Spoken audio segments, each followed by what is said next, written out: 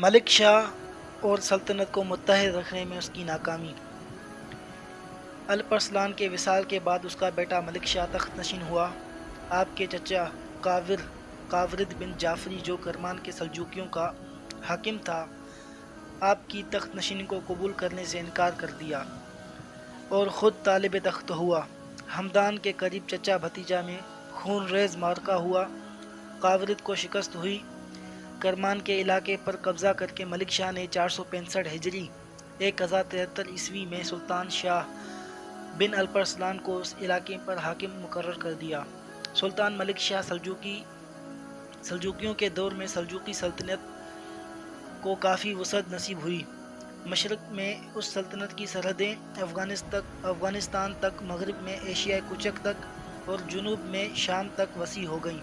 سلجوقی سلطنت کا یہ حدود اربع فتح دمشق کے بعد کا ہے۔ دمشق 468 ہجری بمطابق 1075 عیسوی میں سلجوقی سپہ سالار اتسز کے ہاتھوں فتح ہوا اور یہاں عباسی خلیفہ کے نام کا خطبہ جاری ہوا۔ ملک شاہ نے شام کے مقبوضات اور اپنے بھائی تاج الدولہ توتمش کے حوالے کر دیے تاکہ فتوحات کے سلسلے کو آگے بڑھایا جائے۔ یہ واقعہ 470 ہجری بمطابق 1077 عیسوی کا ہے۔ تاج الدولہ ہی کے ہاتھوں شام کی سلجوقی سلطنت کی بنیاد پڑی۔ اسی طرح ملک شاہ نے اپنے ایک قریبی رشتہ دار سلیمان بن قتلمش بن اسرائیل کو ایشیائے کوچک کا والی مقرر کر دیا۔ سلطان ملک شاہ دراصل جہاد کے سلسلے کو آگے بڑھانا چاہتا تھا۔ ایشیائے کوچک کے علاقے پہلے رومیوں کے زیر نگیں تھے۔ 470 ہجری بمطابق 1071 میں سلیمان ان علاقوں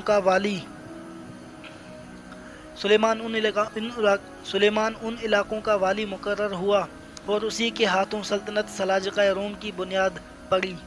آخر الذکر سلطنت 224 سال تک قائم رہی اور ابو الفوارس قتلمش بن اسرائیل کی نسل سے 14 فرما نواؤں نے اس پر حکومت کی۔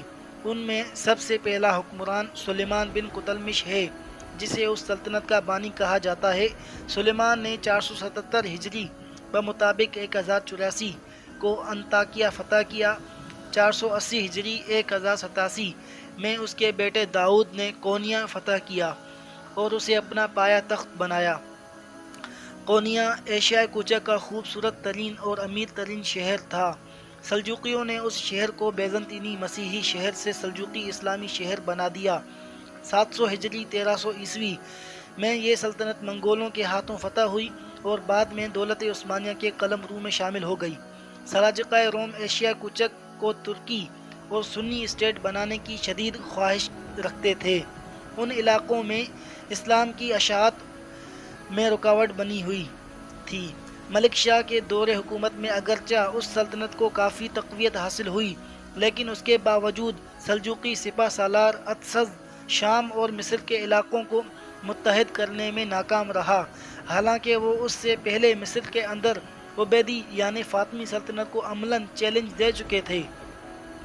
جب اتسز نے مصر پر حملہ کیا تو بڑے مصری لشکر جس کی قیادت بدر الجمالی کر رہا تھا سے پہلے اسے عربوں کے ایک چھوٹے سے لشکر نے شکست سے دوچار کر دیا۔ یہ واقعہ رجب 669 ہجری بمطابق 1076 عیسوی کا ہے۔ اتسز کی اس شکست کے نتیجے میں سلجوقی سلطنت پہلے سے کئی زیادہ افتراق اور انتشار کا شکار ہو گئی۔ سیاسی اختلافات سامنے آئے، خون ریز تصادم ہوئے اور بالآخر 571 ہجری 1078 عیسوی کے ایک تصادم میں اتسز کو قتل کر دیا گیا۔ اس طرح ملک شاہ عباسی خلافت کو اپنی خاندانی سلجوقی سلطنت میں تبدیل کرنے میں کامیاب نہ ہوا، جبکہ وہ 480 ہجری 1087 عیسوی میں اپنی بیٹی عباسی خلیفہ مقتدی بمر اللہ کے نکاح میں دے چکا تھا۔ اس خاتون نے عباسی خلیفہ کا بیٹا بھی ہوا۔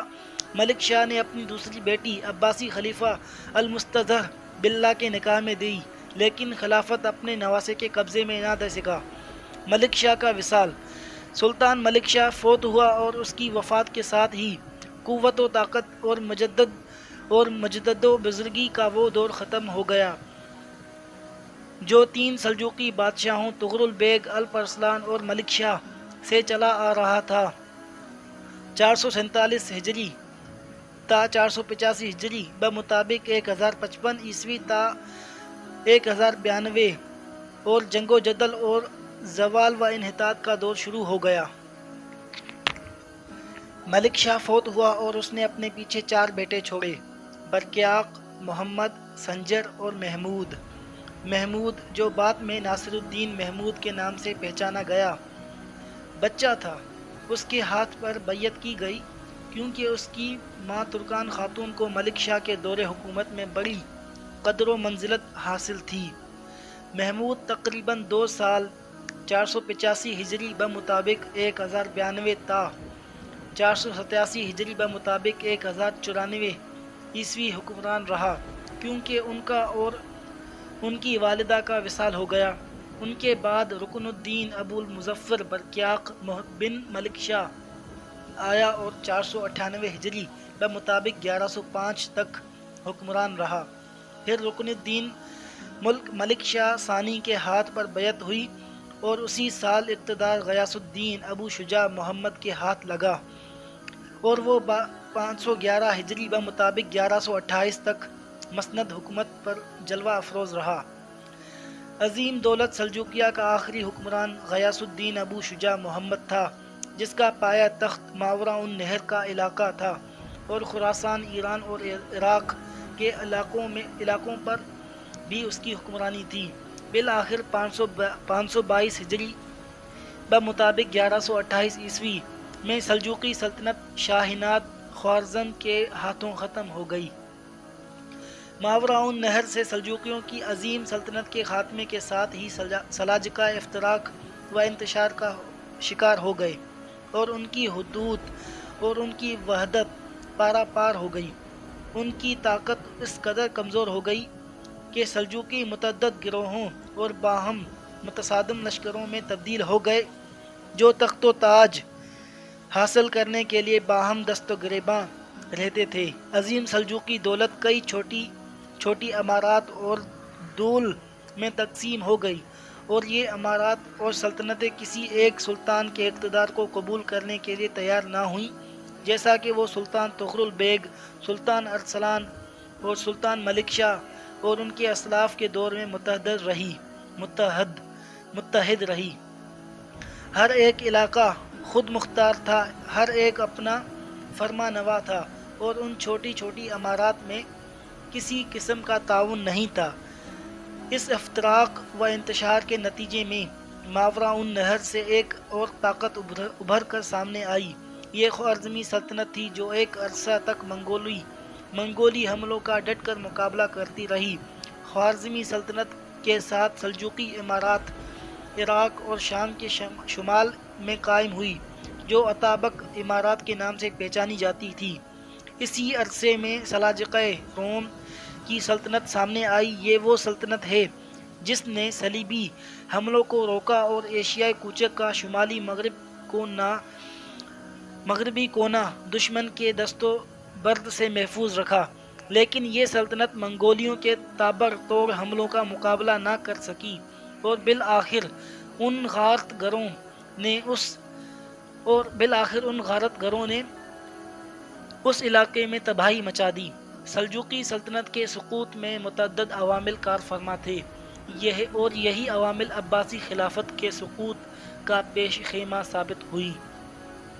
ان عوامل میں سے چند یہ ہیں: سلجوقی گھر کے اندر بھائیوں، چچاؤں، بیٹوں اور پوتوں کے درمیان تخت و تاج کے لیے چپقلش، بعض امراء و وزراء اور اتابکوں کی طرف سے سلجوقی حکمرانوں کے درمیان فتنہ فساد کی آگ بھڑکانا، حکومتی امور میں خواتین کا عمل دخل۔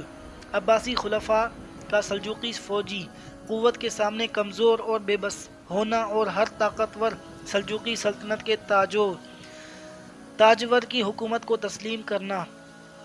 سلجوقی سلطنت کا شام، مصر اور عراق کو عباسی خلافت کے جھنڈے کے نیچے متحد کرنے میں ناکام ہونا۔ سلجوقیوں کا مختلف گروہوں میں تقسیم ہو کر ہمیشہ ایک دوسرے کے خلاف برسر پیکار رہنا۔ اسی چیز نے ان کی قوت کا خاتمہ کیا، حتیٰ کہ عراق میں ان کی سلطنت ختم ہو گئی۔ سلجوقی سلطنت کے خلاف باطنیوں کی مذموم سازشیں اور سلجوقی سلاطین کے قائدین اور زعماء کو دھوکے سے قتل کرنے کے لیے ان کی مسلسل کوششیں، خونی حملے، سمندر پار سے آنے والے صلیبی جنگجوؤں اور سلجوقی سلطنت کا یورپ سے آنے والے وحشی جنگجوؤں لشکروں کے ساتھ ٹکراؤ، ان کے علاوہ کئی دوسرے اسباب بھی تھے۔ لیکن اس بات سے بھی انکار نہیں کہ اپنے دور حکومت میں سلجوقیوں نے بہت ہی عظیم کارنامے سر انجام دیے، جن میں سے اہم ترین درج ذیل ہیں۔ پہلا، دولت سلجوقی کی بدولت عباسی خلافت کا زوال قریباً 2 صدیاں مؤخر ہو گیا۔ اگر سلجوقی نہ ہوتے تو شیعہ رافضیوں کے ہاتھوں بہت پہلے عباسی خلافت کا وجود مٹ جاتا۔ دوسرا، مصر کی سلطنت عبیدی یعنی فاطمی سلجوقیوں کی طاقت کی وجہ سے مشرق کے عرب مسلمانوں کو باطنی عبیدی رافضی سلطنت کے جھنڈے تلے جمع نہ کر سکی اور اس طرح ان کے مذموم مقاصد پورے نہ ہوئے۔ تیسرا، دولت سلجوقی کی کوششیں اسلامی مشرق کے اتحاد کی تمہید اور پیش خیمہ تھی، اور یہ اتحاد سنی سلطنت عباسی کے جھنڈے کے نیچے سلطان صلاح الدین ایوبی کے ہاتھوں مکمل ہوا۔ چوتھا، سلجوقیوں نے اپنے زیر نگی خطے میں علمی اور انتظامی ترقی کے حوالے سے بڑا اہم کردار ادا کیا اور اس علاقے میں امن و امان قائم کیا۔ پانچواں، بیزنطینی شہنشاہیت کی طرف سے ہونے والے صلیبی حملوں کا ڈٹ کر مقابلہ کیا اور کافی حد تک منگولی خطرے سے نمٹنے کی کوشش کی۔ چھٹا، ان علاقوں میں سنی مذہب کی ترویج کی کوشش کی اور سنی علماء کی قدر و منزلت کو بڑھایا۔ تو دوستو، یہ ہے سنی سلجوقیوں کے بارے میں ایک مختصر سا جائزہ اور دین اسلام کی خدمت میں ان کے کردار کا تذکرہ۔ کمنٹ باکس میں اپنی رائے کا اظہار ضرور کیجیے۔ تب تک کے لیے اللہ حافظ، ملتے ہیں اگلی ویڈیو میں۔ تھینک یو سو مچ، والسلام۔